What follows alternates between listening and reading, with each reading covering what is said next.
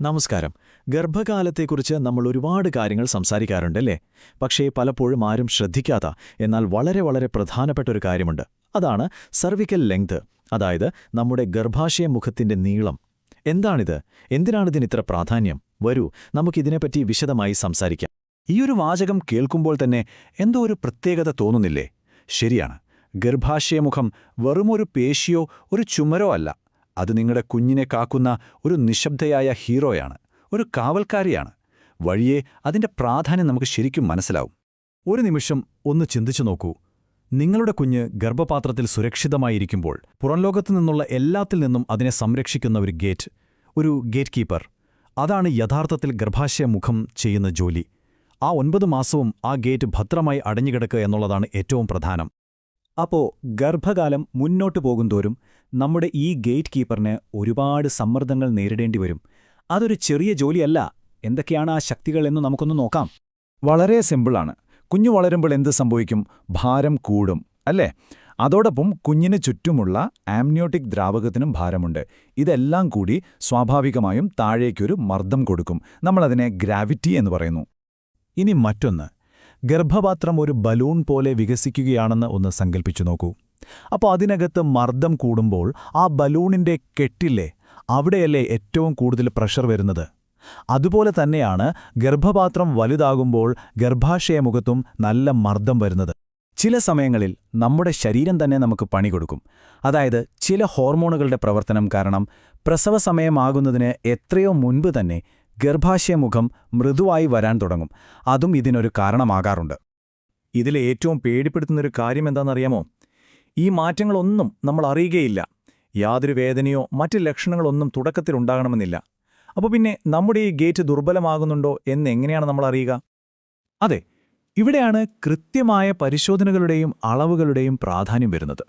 വെറും ഊഹങ്ങൾക്കപ്പുറം കൃത്യമായ ഡാറ്റ വെച്ച്, സയൻസ് വെച്ച് കാര്യങ്ങൾ മനസ്സിലാക്കുന്നതിനെക്കുറിച്ച് നമുക്ക് സംസാരിക്കാം. ഈ ഗർഭാശയമുഖത്തിന്റെ നീളം അളക്കാൻ ഏറ്റവും നല്ല വഴി TVS, അതായത് ട്രാൻസ്വിജൈനൽ സ്കാനാണ്. വയറിന് മുകളിലൂടെ ചെയ്യുന്ന സാധാരണ സ്കാനിൽ പലപ്പോഴും അളവുകൾ കൃത്യമാകണമെന്നില്ല. കാരണം ചിലപ്പോൾ കുഞ്ഞിന്റെ കിടപ്പ് അല്ലെങ്കിൽ നമ്മുടെ ബ്ലാഡർ നിറഞ്ഞിരിക്കുന്നത് ഇതൊക്കെ റിസൾട്ടിനെ ബാധിക്കാം. പക്ഷേ TVS അങ്ങനെയല്ല. അത് വളരെ അടുത്തുനിന്ന് ഒരു തടസ്സവുമില്ലാതെ സൂം ചെയ്തപ്പോൾ ഒരു ക്ലിയർ ചിത്രം നമുക്ക് തരും. ഓക്കെ, ഇനി നമുക്ക് ആ നമ്പറുകളിലേക്ക് വരാം. നിങ്ങളുടെ സ്കാൻ റിപ്പോർട്ടിൽ സെർവിക്കൽ ലെങ്ത് 30 മില്ലിമീറ്ററിൽ കൂടുതലാണെങ്കിൽ നിങ്ങൾക്ക് ശ്വാസം നേരെ വിടാം. എല്ലാം സേഫാണ്, പേടിക്കാനൊന്നുമില്ല. നിങ്ങളുടെ ഗേറ്റ് കീപ്പർ വളരെ സ്ട്രോങ് ആയി തന്നെയുണ്ട്. ഇനി നീളം 25-നും 29 മില്ലിമീറ്ററിനും ഇടയിലാണെങ്കിലോ, ഇതിന് നമുക്കൊരു യെല്ലോ സോണായി കാണാം. അതായത് ഉടൻ പേടിക്കണ്ട, പക്ഷേ ഇതൊരു സൂചനയാണ്. അതുകൊണ്ട് ഡോക്ടർമാർ കുറച്ചാഴ്ചകൾ കഴിഞ്ഞ് വീണ്ടും ഒരു സ്കാൻ ചെയ്തു നോക്കും. നീളം ഇനിയും കുറയുന്നുണ്ടോ, അത് സ്റ്റേബിളായി നിൽക്കുകയാണോ എന്നറിയാൻ വേണ്ടിയാണിത്.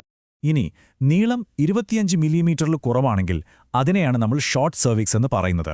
ഇത് മാസം തികയാതെയുള്ള പ്രസവത്തിനുള്ള സാധ്യത കൂട്ടുന്നതുകൊണ്ട് ഈ ഘട്ടത്തിൽ തീർച്ചയായും നമുക്ക് ചികിത്സ ആവശ്യമായി വരും. ഇതാണ് റെഡ് സോൺ. അപ്പോൾ നീളം കുറവാണെന്ന് കണ്ടെത്തിയാൽ എന്തു ചെയ്യും? പേടിക്കണ്ട, ഞാൻ നേരത്തെ പറഞ്ഞില്ലേ, ഇന്നിതിന് വളരെ ഫലപ്രദമായ പരിഹാരങ്ങളുണ്ട്. ആ ഗേറ്റിനെ നമുക്ക് ബലപ്പെടുത്താൻ കഴിയും. അതെങ്ങനെയാണെന്ന് നോക്കാം.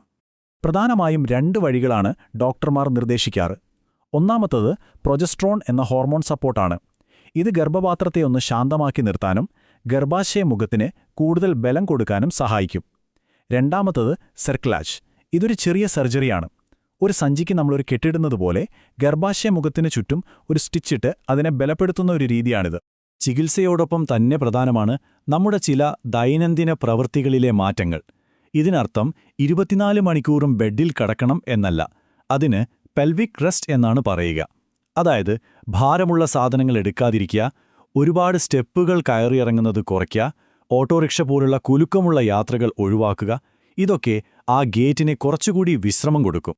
ഈ വിഷയത്തെക്കുറിച്ച് ഒരുപാട് തെറ്റിദ്ധാരണകൾ നമ്മുടെ നാട്ടിലുണ്ട്. ശരിയായ വിവരങ്ങൾ അറിയുന്നത് തന്നെ നമ്മുടെ പകുതി ടെൻഷൻ കുറയ്ക്കും. അപ്പോൾ നമുക്ക് കുറച്ച് മിത്തുകൾ പൊളിച്ചാലോ? ഏറ്റവും വലിയ ഒരു തെറ്റിദ്ധാരണയാണ് ബെഡ് റെസ്റ്റ്. ഷോർട്ട് സെർവിക്സ് എന്ന് കേട്ടാൽ ഉടൻ അനങ്ങാതെ കിടക്കണം എന്നാണ് പലരും വിചാരിക്കുന്നത്. പക്ഷെ പുതിയ പഠനങ്ങൾ പറയുന്നത് എന്താണെന്നറിയുമോ? എപ്പോഴും കിടക്കുന്നത് കാലുകളിൽ രക്തം കട്ടപിടിക്കാനുള്ള സാധ്യത കൂട്ടുമെന്നാണ്. അതുകൊണ്ട് ഇപ്പോൾ ഡോക്ടർമാർ നിർദ്ദേശിക്കുന്നത് ആക്റ്റീവായിരിക്കാതെ എന്നാൽ ചെറിയ ജോലികൾ ചെയ്ത് ആവശ്യത്തിന് വിശ്രമിക്കാനാണ്. പിന്നെ സ്ഥിരം കേൾക്കുന്ന ഒന്നാണ് പപ്പായയോ കൈതച്ചക്കയോ കഴിച്ചതുകൊണ്ടാണ് ഇങ്ങനെ സംഭവിച്ചതെന്ന്. ഇത് 100% തെറ്റാണ്. നിങ്ങൾ കഴിച്ചൊരു ഭക്ഷണവും ഇതിന് കാരണമല്ല. ഇതൊരു മെക്കാനിക്കൽ പ്രശ്നമാണ്, അല്ലാതെ ഭക്ഷണവുമായി ബന്ധപ്പെട്ട ഒന്നല്ല. നന്നായി പ്രോട്ടീൻ അടങ്ങിയ ഭക്ഷണം കഴിക്കുന്നത് നിങ്ങളുടെ ശരീരത്തിലെ പേശികൾക്ക് പൊതുവെ നല്ലതാണ്, അത്രമാത്രം. TVS സ്കാൻ സുരക്ഷിതമാണോ എന്ന് പലർക്കും സംശയമുണ്ട്. അത് കുഞ്ഞിനെ തട്ടുമോ ഇൻഫെക്ഷൻ ഉണ്ടാക്കുമോ എന്നൊക്കെ. ഞാൻ ഉറപ്പ് തരാം, ഇത് 100% സുരക്ഷിതമാണ്. സ്കാൻ ചെയ്യുന്ന പ്രോബ് ഗർഭപാത്രത്തിന്റെ ഉള്ളിലേക്ക് പോകുന്നേയില്ല, അത് കുഞ്ഞിനെ സ്പർശിക്കുകയുമില്ല. എന്നാൽ ഈ പരിശോധന ചെയ്യാതിരിക്കുന്നത് ചിലപ്പോൾ വളരെ വലിയ അപകടമായിരിക്കും. അപ്പോൾ ഇതിൽ നിന്നെല്ലാം നമ്മൾ പഠിക്കേണ്ട പ്രധാന പാഠം എന്താണ്? ഒന്നാമത്, നമ്മുടെ ശരീരം തരുന്നതെന്താണെന്ന് ശ്രദ്ധിക്കുക. രണ്ടാമത്, ശാസ്ത്രത്തെ വിശ്വസിക്കുക. ഈ 2 കാര്യങ്ങളും ഒരുമിച്ച് കൊണ്ടുപോകുമ്പോൾ നമ്മുടെ ഒരുപാട് ടെൻഷൻ കുറയും, ഗർഭകാലം കൂടുതൽ സുരക്ഷിതമാവുകയും ചെയ്യും. ഈ മാറ്റങ്ങൾ നിശബ്ദമാണെങ്കിലും ചിലപ്പോൾ ശരീരം ചില സൂചനകൾ തന്നേക്കാം. വയറിന് താഴെ അസാധാരണമായൊരു ഭാരം തോന്നുക, അല്ലെങ്കിൽ വിട്ടുമാറാത്ത നടുവേദന, വെള്ളം പോലെ പോവുക, ഇത്തരം ലക്ഷണങ്ങൾ കണ്ടാൽ ഒട്ടും വൈകാതെ ഡോക്ടറെ അറിയിക്കണം. ശരീരം തരുന്ന സൂചനകളെ ഒരിക്കലും അവഗണിക്കരുത്. ഈ വാക്കുകൾ ഒന്നുകൂടി ശ്രദ്ധിച്ചു കേൾക്കൂ. ഗർഭാശയമുഖത്തിന്റെ നീളം കുറവാണെന്നത് ഒരു അവസാന വാക്കല്ല. അത് മുൻകൂട്ടി അറിയാൻ കഴിയുന്നത് ഒരു അനുഗ്രഹമായി കാണണം. കാരണം ശരിയായ സമയത്ത് ചികിത്സിച്ചാൽ നിങ്ങളുടെ ഗർഭകാലത്തിന്റെ ഫലം തന്നെ മാറ്റിയെടുക്കാൻ നമുക്ക് കഴിയും. അതുകൊണ്ട് നിങ്ങൾ നിങ്ങളോട് തന്നെ ചോദിക്കേണ്ട ഒരു ചോദ്യമാണിത്. നിങ്ങളുടെ ഗർഭകാല പരിചരണം വെറും പ്രതീക്ഷകളെ മാത്രം ആശ്രയിച്ചുള്ളതാണോ, അതോ കൃത്യമായ വിവരങ്ങളെയും ഡേറ്റയെയും അടിസ്ഥാനമാക്കിയുള്ളതാണോ? ഓർക്കുക, ശരിയായ അറിവാണ് ഏറ്റവും വലിയ ശക്തി. നിങ്ങളുടെ ഗർഭകാലം സുരക്ഷിതവും സന്തോഷകരവുമാകട്ടെ.